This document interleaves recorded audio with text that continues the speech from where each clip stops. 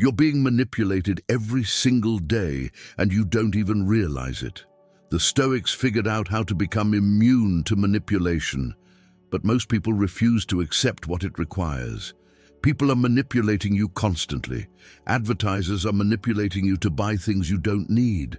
Social media is manipulating you for attention and engagement. People in your life are manipulating you to get what they want. Politicians are manipulating you for votes and power. And you're letting it happen because you don't understand how manipulation works or what makes you vulnerable to it. The Stoics had clear lessons about becoming unmanipulable, but these lessons are harsh. They require you to change in ways most people aren't willing to change. But if you want to stop being a puppet, you need to hear this. The first Stoic lesson that makes you unmanipulable is this: stop caring what people think about you.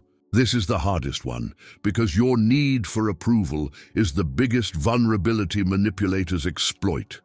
They know if you care what they think, they can control you. They can threaten to withdraw approval, and you'll do whatever they want to get it back.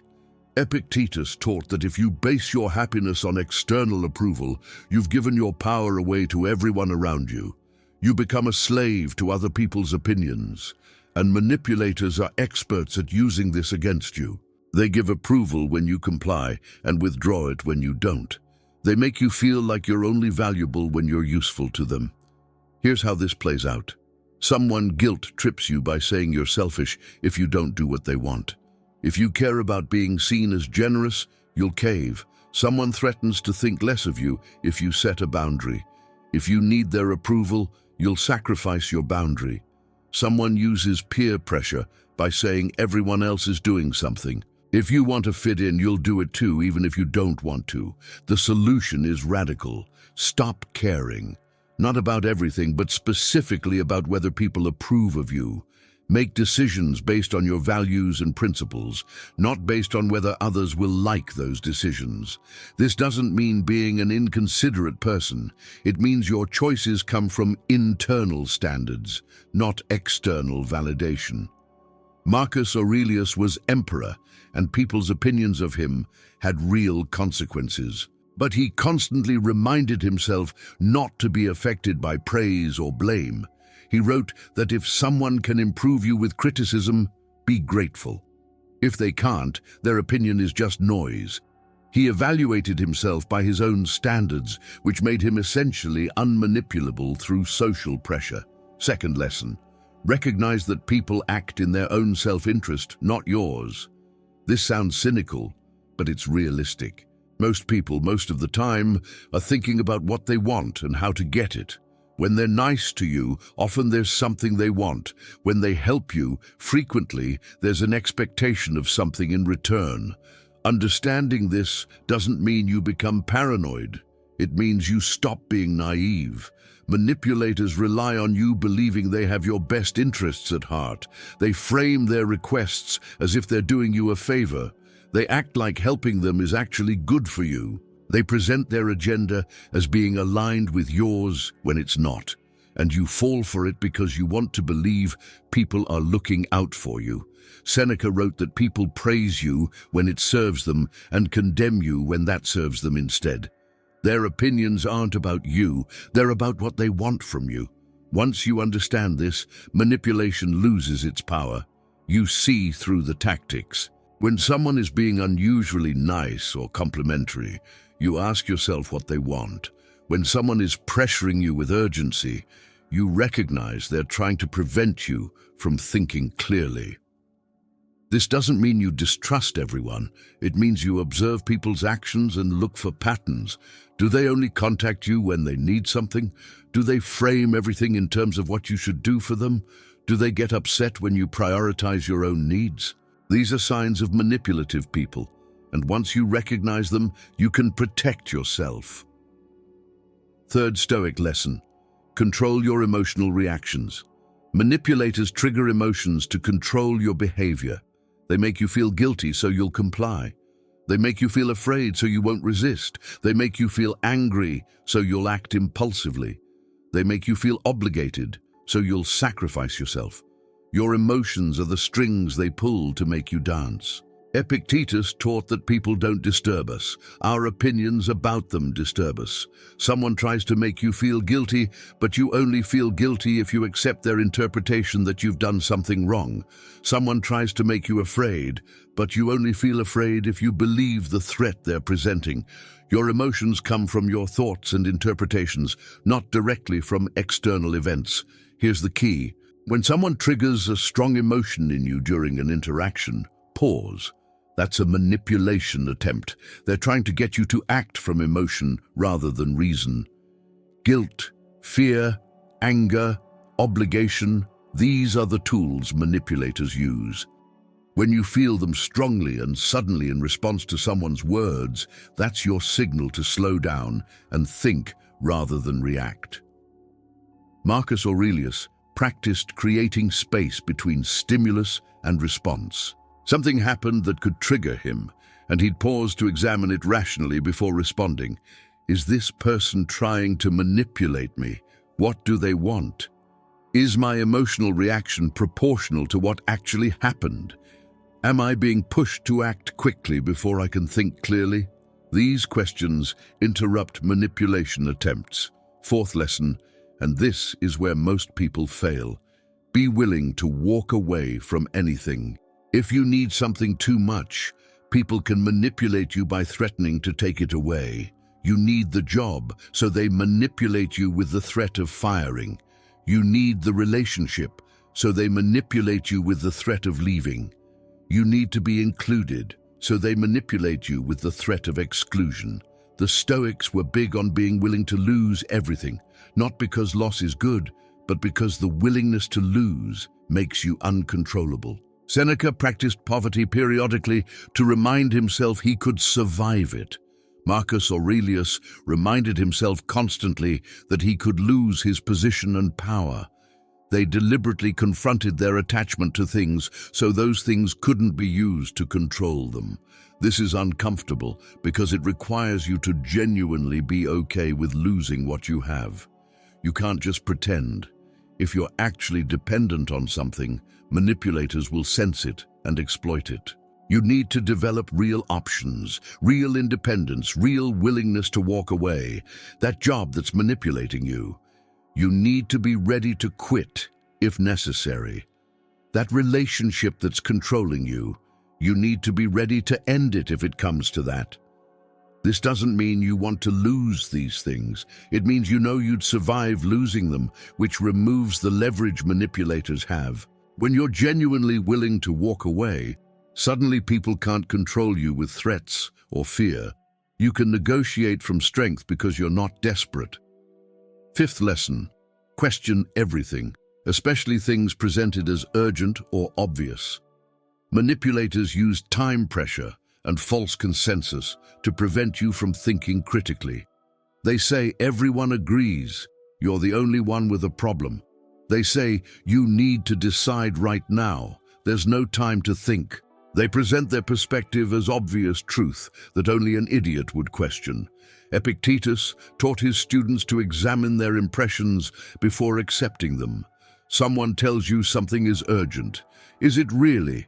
Or are they just trying to pressure you into deciding before you can evaluate properly? Someone says everyone thinks a certain way. Do they really? Or is that just a manipulation tactic to make you feel like the odd one out? The Stoics valued rational thought above emotional reaction. Take your time, ask questions, seek other perspectives. If someone is pushing you to act immediately, that's often a red flag. Legitimate opportunities can usually wait for you to think them through.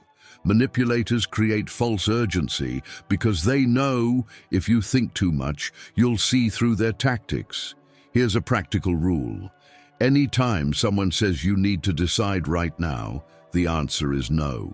You take time to think, you gather information, you consult people you trust. If the offer is genuine, it will still be there after you've had time to evaluate. If it disappears because you didn't act immediately, it probably wasn't in your best interest anyway.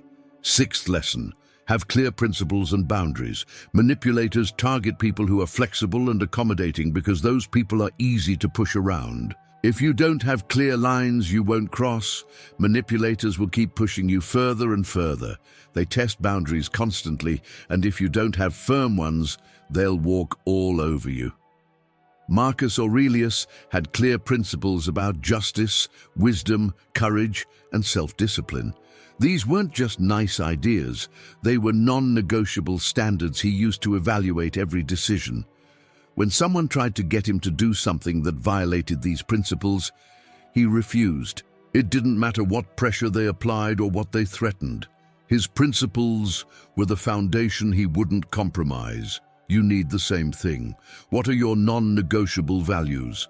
What lines won't you cross no matter what? What treatment won't you accept from others? If you don't know these things clearly, you'll be manipulated into compromising yourself over and over. But if you have clear boundaries and you enforce them consistently, manipulators learn you're not a good target and they move on to easier people. This requires you to be okay with consequences. People will test your boundaries. They'll get upset when you enforce them. They'll try to make you feel like you're being unreasonable or difficult. If you cave to keep the peace, you've just taught them your boundaries are negotiable. You have to be willing to let people be upset, to lose relationships, to face conflict in order to maintain your principles. Seventh lesson: understand your own weaknesses and vulnerabilities. Manipulators are excellent at finding your weak spots and exploiting them. If you're insecure about something, they'll use that insecurity. If you have unhealed trauma, they'll trigger it. If you have a strong need for something, they'll dangle it in front of you. Your vulnerabilities are their tools. Seneca wrote extensively about self-knowledge. He believed you need to understand yourself deeply, including your flaws and weaknesses, so you can protect them.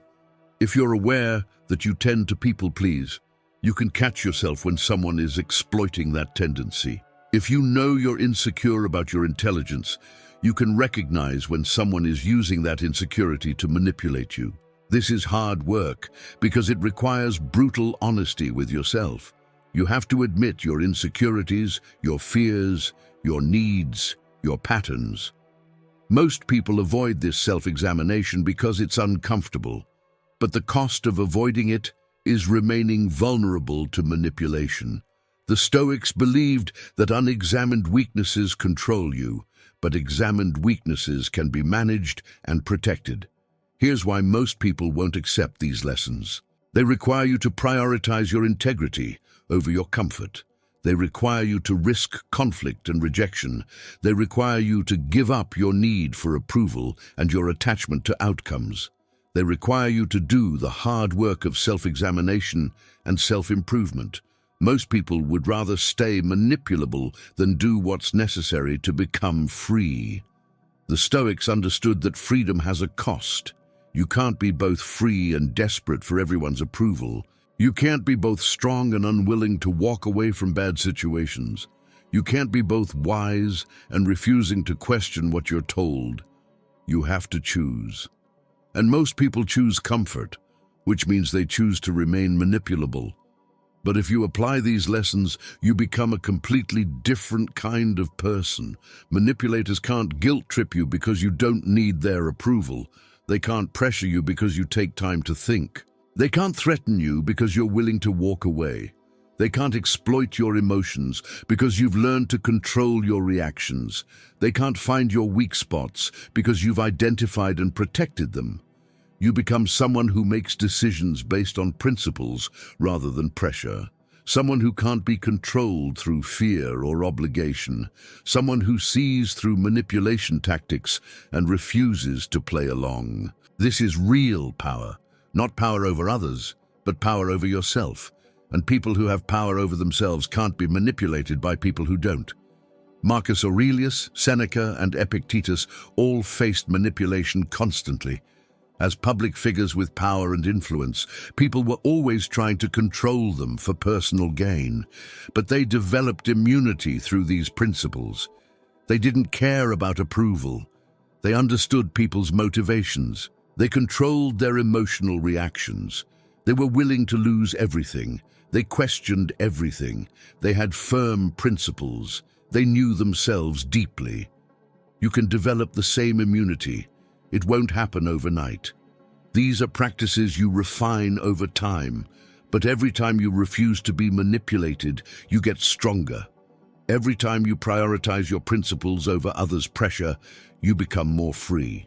Every time you see through a manipulation attempt and don't fall for it, you're training yourself to be uncontrollable. Start today. The next time someone tries to pressure you, pause and think instead of reacting. The next time someone tries to guilt you, question whether you've actually done something wrong. The next time someone creates false urgency, slow down deliberately. The next time you feel your emotions being triggered, examine what's happening before you respond. Being manipulable is optional. It's a result of vulnerabilities you haven't protected and lessons you haven't learned. The Stoics gave you the blueprint for becoming unmanipulable. The question is whether you're willing to do what it takes. Most people aren't.